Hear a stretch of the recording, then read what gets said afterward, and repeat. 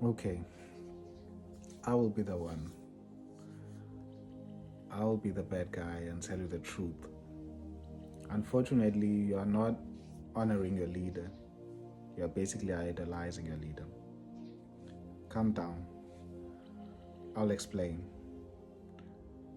Unfortunately, this is a necessary conversation for you and I to have, but it won't be easy because you've familiarized yourself with what you're doing and you're calling it the truth. Unfortunately, it might not be the truth after this video.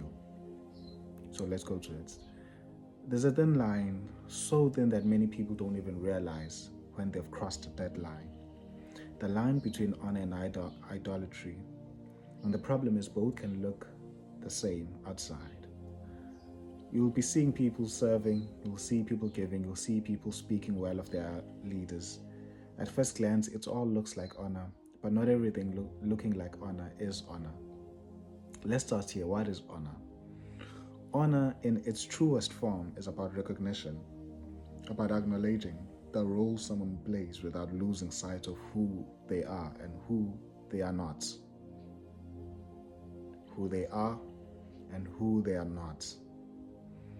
Honor says, I see a position, I respect your responsibility, but I don't surrender my identity or my discernment.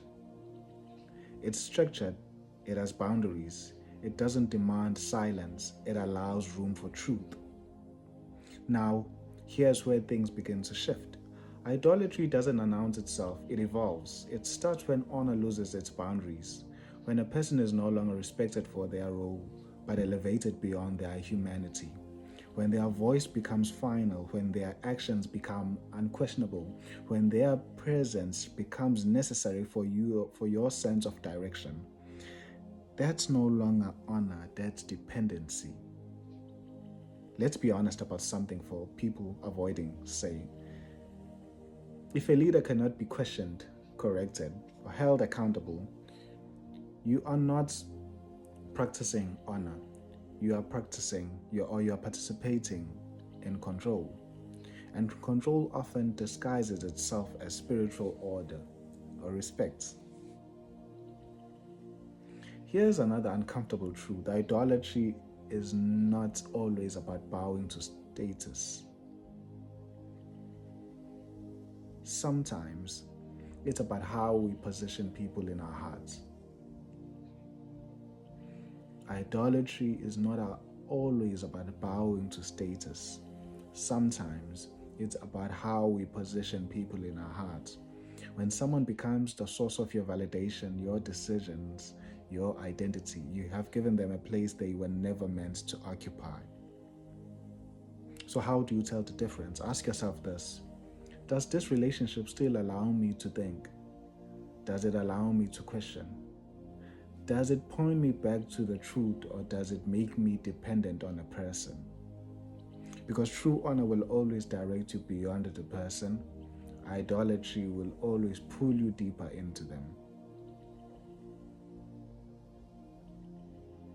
And here, where it becomes dangerous in many communities. What starts as respect slowly becomes fear.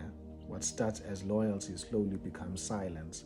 What starts as guidance slowly becomes control. And by the time people realize they are no longer honoring, they are submitting without understanding. Honor doesn't remove your voice. It doesn't remove your responsibility.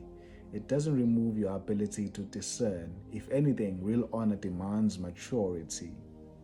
So maybe the real question isn't, am I honoring correctly? Maybe the real question is, have I surrendered something that was never meant to be given to another person? Let that sink. Have I surrendered something that was never meant to be given to another person? Because at the end of the day, honor keeps things in order, but idolatry distorts everything. And if we were honest, many people were never taught that difference. Think about that for a minute.